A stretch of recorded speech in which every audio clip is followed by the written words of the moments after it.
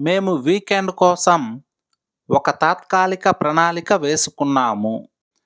ఇది కేవలం తాత్కాలిక షెడ్యూల్ మాత్రమే. ఇది మారవచ్చు. ఇది కేవలం తాత్కాలిక నిర్ణయం మాత్రమే.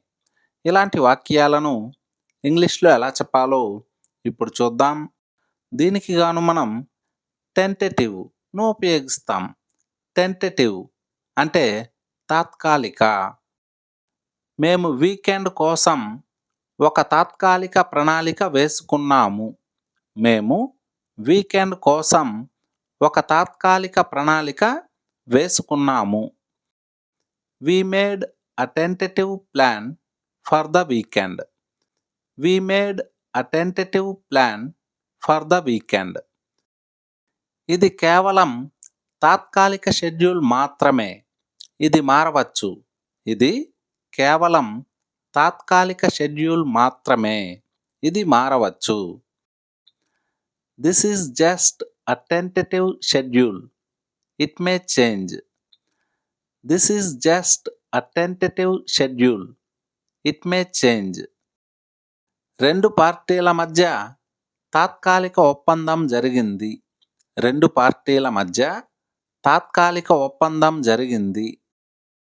There was a tentative agreement between the two parties. There was a tentative agreement between the two parties. ఆ ఫలితాలు తాత్కాలికమే మరియు ఇంకా తుదివి కావు. ఆ ఫలితాలు తాత్కాలికమే మరియు ఇంకా తుదివి కావు. The results are tentative and not yet final. The results are tentative and not yet final.